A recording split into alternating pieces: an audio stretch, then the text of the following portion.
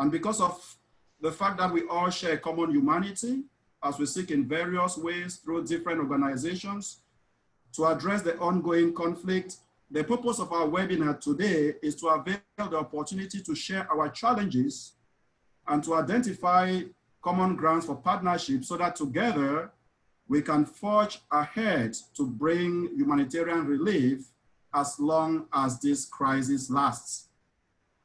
Our agenda for today, after this short introduction, we'll have updates between 7 minutes, and we'll begin with Judith, who is also a member of the steering committee of the Cameroon Humanitarian Relief Initiative. And after that, Mrs.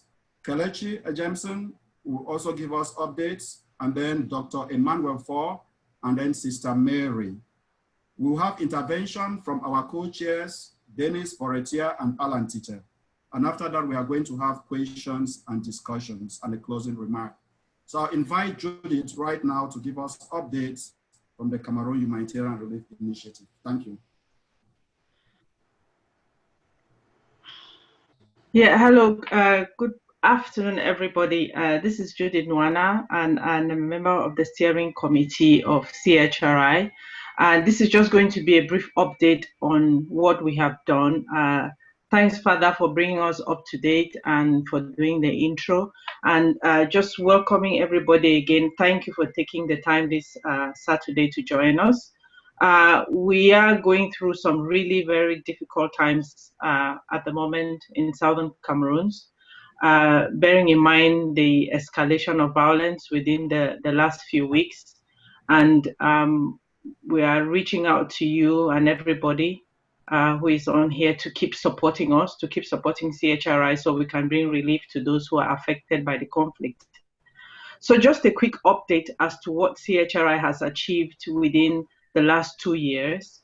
As Father said, we came into being March 2008, a few of us, and because of your generosity and the generosity of a lot of people, we started projects from May 2018. To date, which is as of yesterday, we have raised about 106,000 US dollars. That's 106,000 US dollars. We have spent a total of about $100,000 on projects.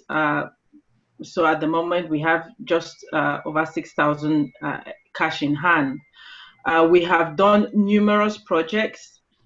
We have visited the prisoners in the Kondengi maximum security prison, over 44 visits. So we have been there for the past 2 years. Judiciously, we try to visit them every 2 weeks with food, and sometimes sanitary products, healthcare products. So for every 2 weeks, we spend about $650 per visit.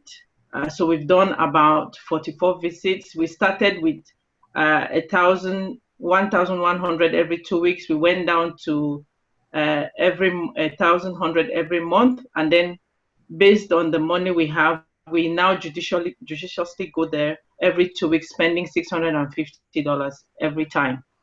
We have been to Nigeria to visit the refugees 7 times. We went to Ikom in May 2018. We went to Agbokim in July 2018. We went to Akwa Ibom September 2018. We went to Bakassi in December 2018, and we've been to Taraba State 3 times. September and December 2019, and in May 2020. For the refugees projects, we've spent close to 39,000. We've spent just over 39,000 US dollars. For the prison visits, we've spent just over $39,000 as well. In the IDPs, for the IDPs in Cameroon, we've spent $4,000. We partnered with Caritas for the IDPs in Cameroon. In Nigeria, we partner with Rima Care and Sisters. For other NGOs, so we support other NGOs who come to us for assistance. We have spent over $8,000 supporting other NGOs who work with the Cameroon refugees as well. and IDPs. For expenses, we've spent about just over $2,000. So as you can see, that's how our $100,000 spend has been used. We still intend to carry on with our projects, but we can't do this without your support and donations. So with this in mind and with what we've put in front of you, hopefully we will still continue to get your contributions and support. We hope to be going to, we just visited the prison list this past Wednesday. So in Wednesday, after next, we will be there again. So we try to give food every Wednesdays every other week. So thank you again, and thanks for everybody for being here. And as always, you can go to our website to help and support us. We'll put all the details at the end of this conference. Thank you once again, and hope to hear from all of you soon. Thank you. Thank you, Judith, for that update. We'll go straight away to Dr. Mfor. Please, I would like us to take Dr. Mfor because to know the situation of signals in Cameroon since it's on now. Please, Dr. Mfor, are you there?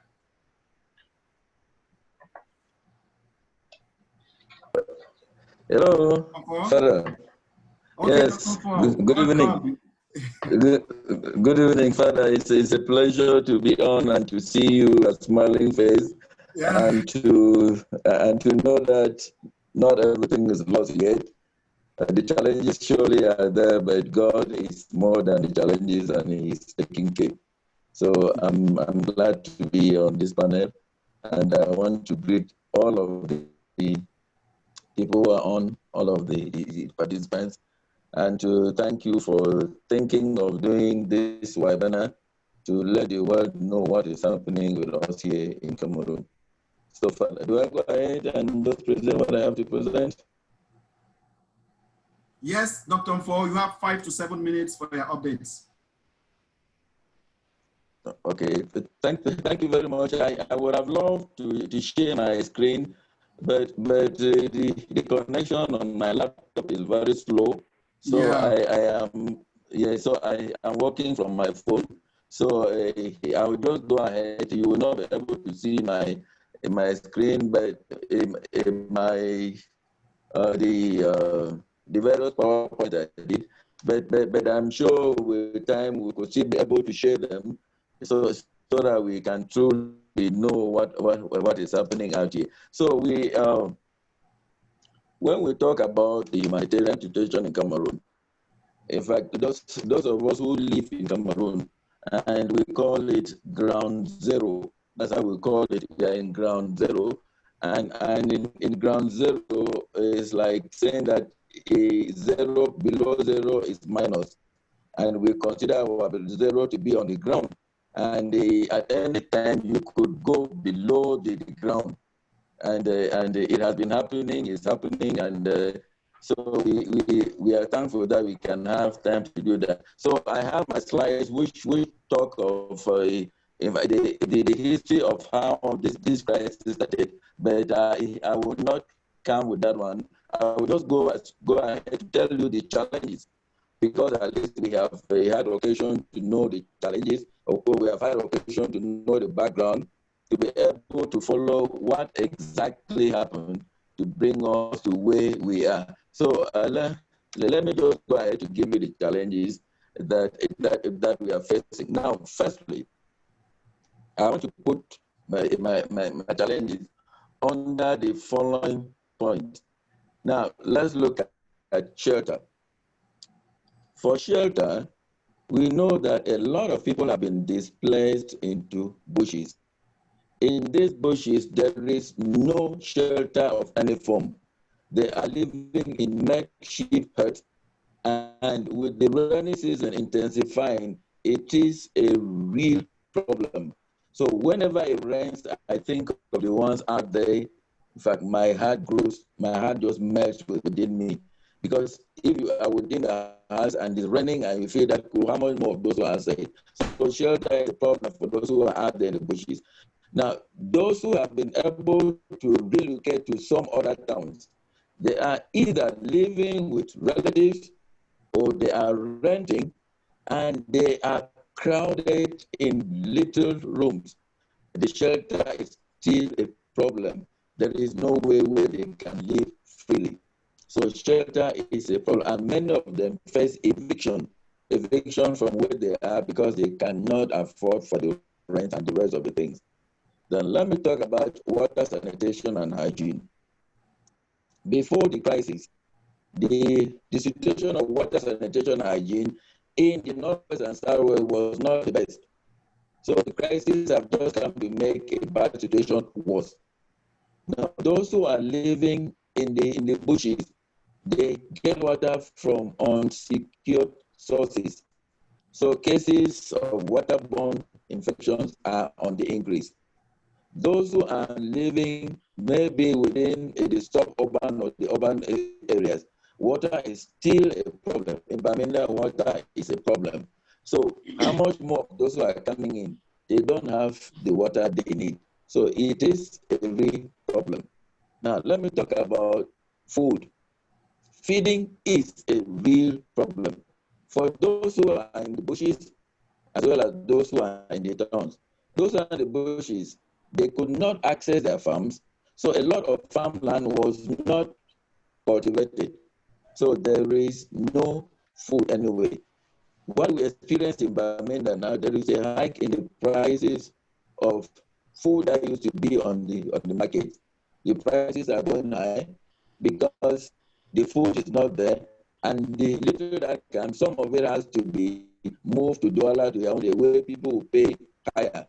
And the refugees or the internally displaced persons cannot afford for this food. It is difficult for them. Now let me talk about non-food items. Non-food items here, I'm thinking of clothing. I'm thinking of sanitary kits. I'm thinking of the mask now, the first mask with the challenge of the COVID. The internally displaced persons it's very difficult for them to be able to afford all of these things because they cannot afford for them. It's not easy to have these things come to them. Then let me talk a bit about the challenges of movement. We have our traditional Monday lockdowns, but there are certain areas where movement is a big problem. Let me start from Bamenda. Take the axis Bamenda Ndokumbu for close to 3 weeks now. No vehicle has entered Kumu. And for more than 2 months, no vehicle has entered Ndu from Kumu. So that stretch is completely blocked.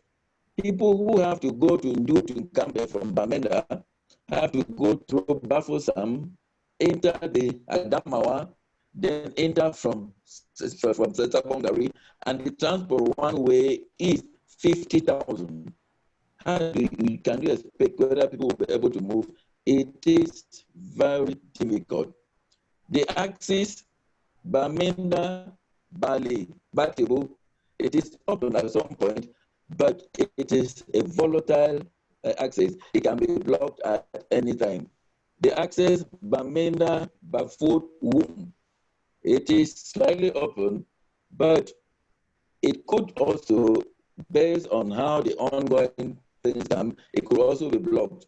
The axis Bamenda, Bambui, Mbingo to Fundong, there is a problem at mile 10 in Bambui. Often it is blocked and people are abducted.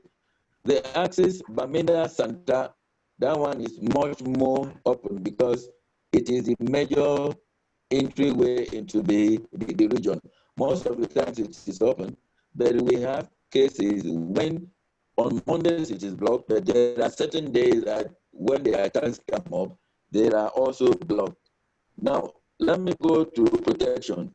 Protection is a real problem.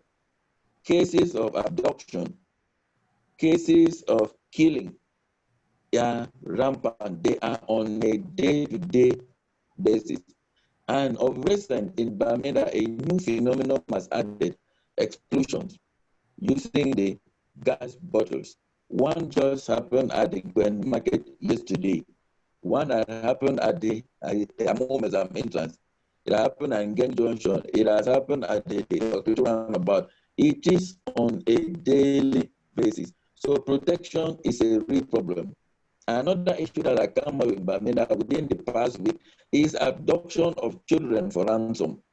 Children below 10 years. In fact, they just get into the house, get the child off, write a number and keep, and ask the parents to get to that number, and they give you 24 hours to raise a certain amount, or you find your child dead. That one is a real problem, which is coming up as one of the challenges. And there are access constraints. There are certain parts that nobody can reach. Parts of Menchum Division, Acquire in the Southwest Province, the region, you can get to Acquire from Nigeria, which means that you have to go to a COP inter Nigeria before you come back to Acquire. There is another instance that might go to home, but these instances are not like the access constraints are many, and it is difficult for people and goods to be moved. Then about the identification papers. Most of the people affected, their homes were burnt, their identification papers were burnt. They cannot acquire these papers because it requires moving to the cities or to the city centers where they have to establish these papers, and they have to move through controls who will not allow them pass if the papers are not there. Civil status, the document, a lot of people have lost them and they cannot re-establish them. It is a horrible thing. Lastly, humanitarian presence on the ground. A few international agencies are present, like the UN agencies. There are international NGOs like the Norwegian Refugee Council, like Doctors Without Borders, Medicine du Monde. These organizations are there, but so far they are limited in the cities of Buea and Bamenda. They hardly leave these areas. If they leave this area, they walk through the local NGOs who will manage to get their way to the hinterland or using the religious organizations. So those in the hinterland, is difficult for them to access any help because these organizations who cannot reach them are the ones that are funded. The local NGOs are not funded. They don't have enough that it takes to reach to the people. So it is a big challenge here. And there is the consensus. People thought that probably after the elections or after the national dialogue, kind of things were going to be appeased, but that is not the case on the ground. There are hostilities on a daily basis. In Bamenda, in fact, the town closes by 6 to 7 p.m. By 6 to 7 p.m., you see the streets are left bare. In the southwest, it's a bit better. In Buea, in Mutengene, I've been there and I see people out up to 10, 11. But in Bamenda, if you are out at 7 p.m., be sure that you will be a target. 3 days ago, a teacher from the comprehensive high school attended a wake somewhere in Dawn, was riding his bike home at around 9 p.m. and he was shot in the head and thrown into a stream. His corpse was removed the next day. Just the bullet in the head showed that he was shot. Nobody knows why he was shot. Nobody knows who shot him, but just that he was out at that time. So if we were to get here by 8 p.m., the streets are deserted. There is nobody on the street. Life is really a problem. Then electricity supply in Bamenda is horrible. In my quarter, I have not had light in my house for 1 full week.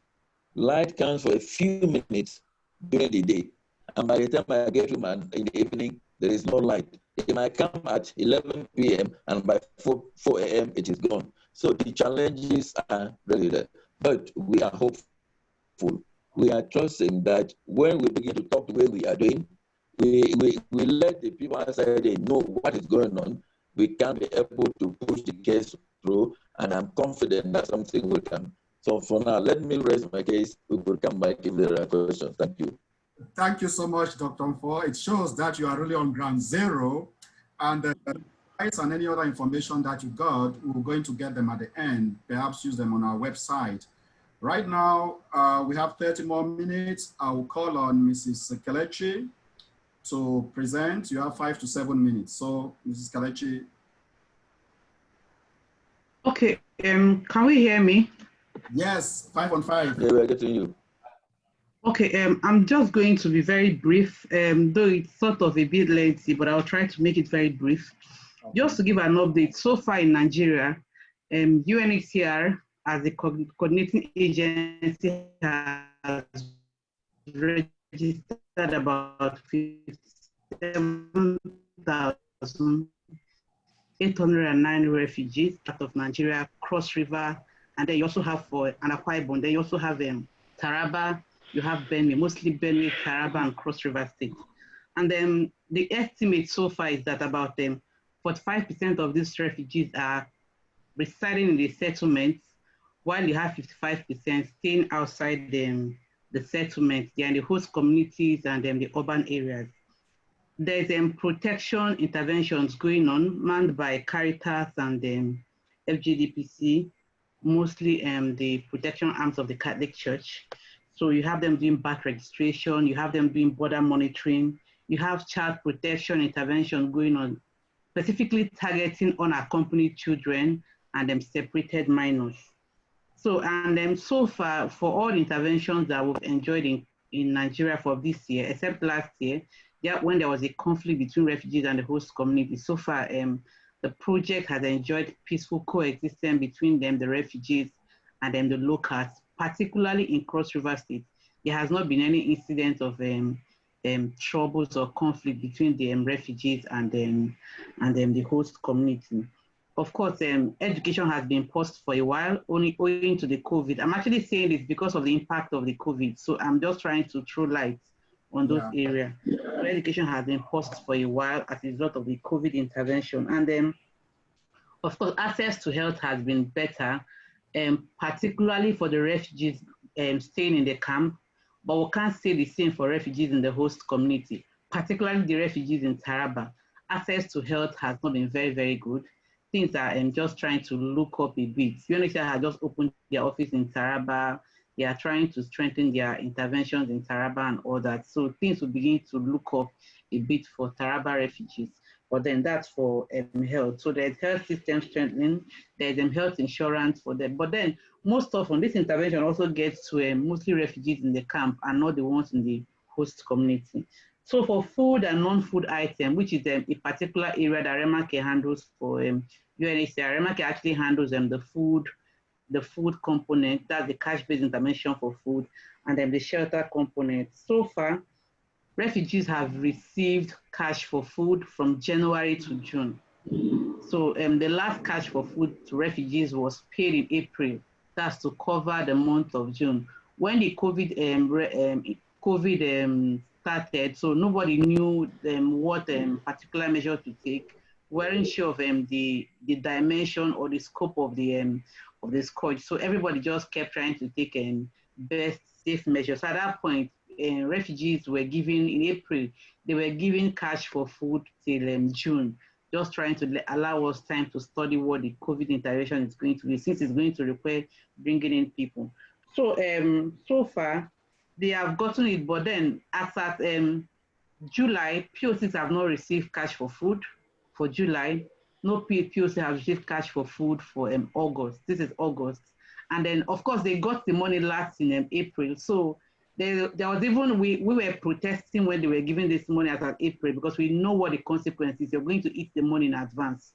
So you can imagine for refugees that does not have any means of livelihood, and they have to deal with. So you see a lot of fact. At some point, we had a meeting with UNHCR, and we're saying the phase which at which we try to do relocation of some refugees, we moved them due to the clustering and the COVID. We sort of we did some emergency shelters, and we tried to relocate some of them to the emergency shelter, try to decongest the hall where they were staying. And you see some refugees, they could barely stand up, they could barely walk because they are very, very hungry. So the need for food cannot be overemphasized. Refugees are very, very hungry. And it's also to also draw attention that the cost of the amount of food that refugee gets, their allocation per month is refugees get 4,600 naira. That's about for one person, that's about 11.91 US dollar if I'm to use today's current exchange rate. So for a month, so it's more like a refugee is living on the average of $1 for 3 days. So that's even the cash for food that's being allocated for person is 4,600 naira. So it's grossly insufficient. If you use the exchange rate of 386 naira, it's per dollar as it is today. So that's what refugees, and this is what they have been living with for food. So there was a review done earlier this year, downward review from the 7,000 something they used to get. So it's like a phased approach of when you try to introduce livelihood, then you try to wean them off food. So, but then we haven't seen the livelihood component come up sufficiently to begin to think of weaning refugees off food. So we have the wash component is going on. So, but due to the mountainous terrain of the area, hard terrain, saline water and all that, so you still keep having this issue of insufficient water supply, even when the refugees are coming in, hand them wells are dug and all those things, but it's still not sufficient. So in the area of self-reliance, we won't say it's all well. There has been intervention anyway. In the area of self-reliance, there has been, they are mostly agro-based, and they try to provide some livelihood and startup for some refugees. But then, and then even the kind of the incubator communal approach that they are doing. But then we haven't seen this translate into so much improvement in the lives of the refugees. It's actually targeting a very few number compared to what you have. And some of the refugees that you also even have, they have, some have they have skills. Some are tailors, they are carpenters, they came with those skills, but they don't even have access, maybe support to startups. So all these are some of the challenges they are grappling with. So shelter, of course, remains a very big challenge. UNHCR is doing its best to address that. We keep where, because of the COVID challenge, so just trying to also bring that in. Because of the COVID challenge, they are trying to start up emergency shelters so that even when POCs, refugees arrive, on arrival, they get to be allocated to some shelter so that it will allow for isolation within at least for a period before they are allowed to mix up with others. So all those setups are there. Even though they are not sufficient.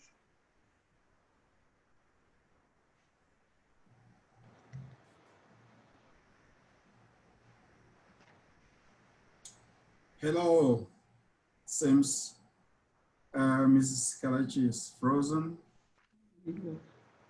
But those setups are also there. So those are the challenge is enormous, or the fact that refugees okay. So when the intervention started, the refugees got 2 years temporary protection status, brand government, but that has expired in May 2020, and it's yet to be renewed. So you see refugees.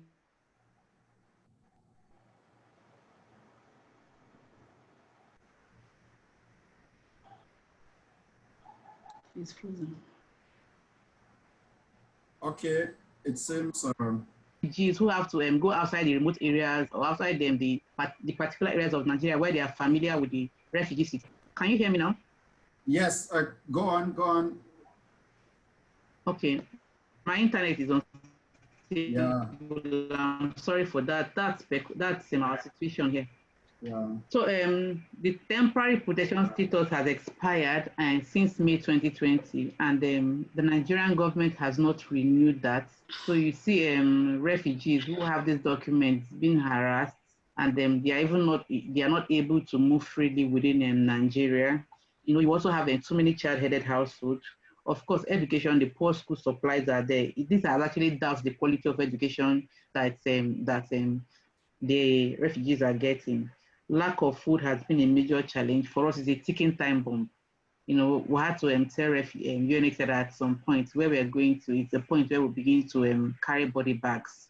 Because for us, it's a ticking time bomb. You see people not being able to walk. You see children lying down and they haven't had food to eat and all that. So it's a big challenge. And then we're hoping that UNHCR is going to, we are trying to work out with them that for the end of this August, we're trying to see how they'll be able to provide them full support to cover the period of July and then August that is already deleted.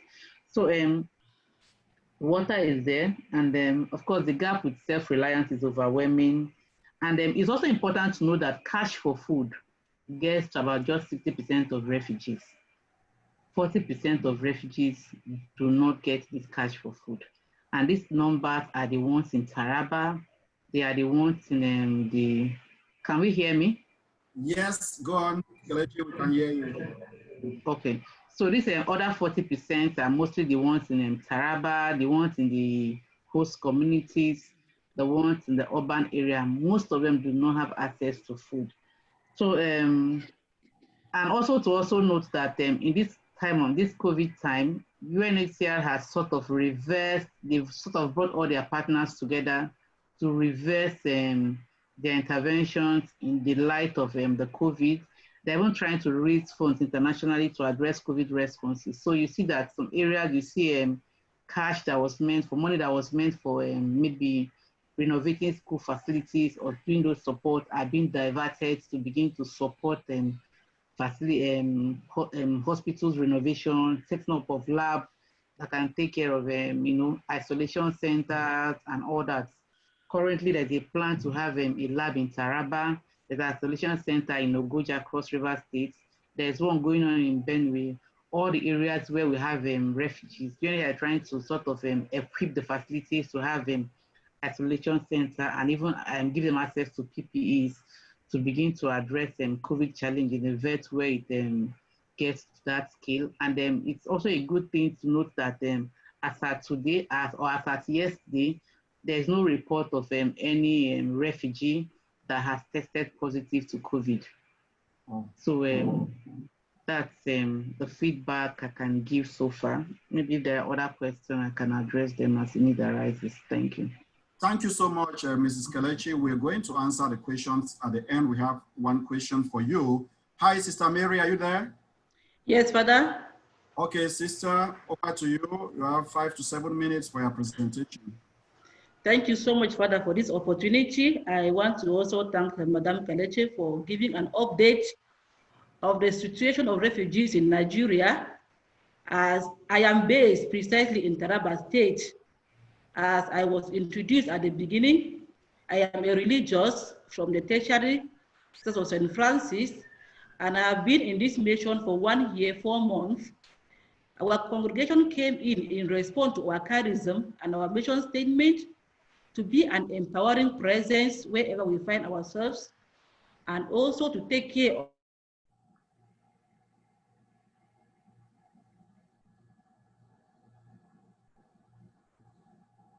Hello? It seems Sister has lost connection. Hello? Hi, Kevin. Can you help in any way? It's Jordan here now. Okay, yes, Jordan.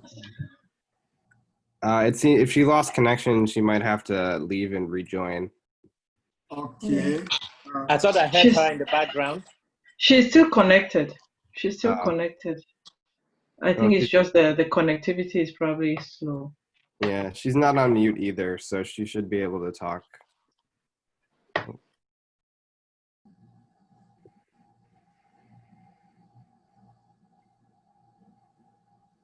Okay.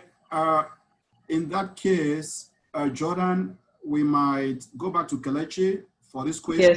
Yes, we've lost Sister now. Sister has actually dropped off, yeah. Yeah, so Kelechi, Thomas is asking how many refugees are there in Nigeria? And I think that's the question we got. does, and he's asking, where does funding for food come from? Yeah, okay. I've also. Okay. Currently in Nigeria, you have 57,809 refugees as at May this year. 57,809 refugees, and then most fundings for the interventions are from UNHCR. We have some fundings from other private partners like D-Star Church, Citibank, and most of these funding are actually coordinated by UNHCR per se. So that's same thing with Cash for Food. So you also have some that it's from the BPRM. It's actually like a US Bureau for Migration and all that. So they have pockets of funds coming from them. You also have funds from an intervention from US Embassy, all Taft grants, also addressing interventions that affect the refugees.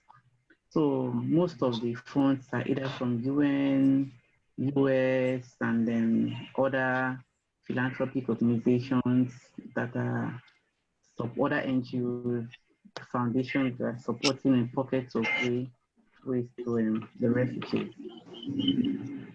So just a quick follow-up to that. How representative is that official number of refugees? Is that accurate? Yeah, I would say it's as at May. The good thing is that UNHCR has sort of established a system where it's easy to capture refugees. So upon arrival, because most refugees, for everywhere you go to, you see that they have enumerators across all the border communities. They have the protection partners covering the border communities. So you see them try to move to those areas. Though we wouldn't say it's all the refugees. Okay, so we wouldn't say all the refugees are covered at the same time. But so you still have some outstanding refugees not registered. So, but they sort of try to do a mop-up when there's a surge. So where you have sufficient number of refugees, they'll do a mop-up. I wouldn't say it's accurate as per that it represents the number of refugees, but the difference is at least it's accurate up to 95%. So it sort of provides a credible number to work with. It's a good planning figure for anyone that wants to plan for refugees. Thank you. Okay. Alan, go ahead. Father Wilfred, can you turn off one of your cameras? Or at least I lost one. I was just let me see. Hello, can you hear me? Yeah, that's better. Okay, sorry. So I've lost the video. So thank you, Kelechi, for that response. Judith, can you see any other question there? I've lost something. No question. But we can see you, Father. We can actually see you. I don't know what's going on. Okay. Yeah. So sister, can we have sister back? No, she's not. She's not back on. We can't. She's not logged back on. She's not dialed in. Okay, Alan, is Alan there? Hello, Alan. Yes, I'm here. Can you hear me? Okay, yes. Okay, Alan, I can hear you. Since we've lost sister for now, at some point we're supposed to have intervention from you and Dennis. Dennis is not there, so I'll hand over to you for now. Yes, thank you, Father. And for those on the call, I am Dr. Alan Teder. I'm based in Birmingham, Alabama, and one of the co-chairs of CHRI. I want to send heartfelt thanks to everyone on today, to our panelists, the audience, the facilitators, and our volunteers and advisors who have been able to join. I'm really now thinking we probably could have booked 2 hours for this because the time goes by so quickly with great information. But just quickly, we'll want to convey that we work with partners on the ground to avoid duplication. and focus on areas that are geographical areas that are not covered by the UN as a priority. And that's why most of the outreach work to Nigeria has been to Taraba. So what is CHRI? As soon as this started, we felt the need to do something about it, and most importantly, to provide a platform for others to do something about this. So CHRI is a tool to get involved, and we've had people even champion fundraising efforts using their own birthdays, wedding anniversaries, etc. Some of the work we do, we do not claim credit for, because it may be someone who on their own works with CHRI to, for example, bring resources to a hospital that has been decimated, for example, in Bali, in the Northwest Province, bringing back supplies, bringing back COVID-19 protective equipment, creating an isolation ward. That's an initiative that somebody worked with us to make happen. So we work to cover our own overhead so that most of the contributions go to the field to help those who are so seriously affected by this. The task at hand is heavy, and we invite all hands to join, come on deck. No one can be indifferent to the amount of suffering that's going on. And ultimately, we want resolution and justice to this situation. And so some of the initiatives that CHRI has spearheaded, such as bringing panels to discuss the situation surrounding the genesis of this crisis, we've been very encouraged that these have led to other initiatives where other partners are working towards looking for a peaceful resolution to this. So I thank you all, and we'll turn it back to the moderator and to the panelists for more information, but CHRI is a tool for all. And I see Sister Mary is back. Father, back to you. Thank you. Okay, Alan, thank you so much for that update. Sister Mary, are you there? Hello, sister. Okay, if sister is not yet there, during the presentation of Dr. Four and Mrs. Kelechi. Sister is there, I think. Okay, sister, are you there? To talk. Sister, we can't hear you. We can see you. I can see that you're connected, but we can't hear you.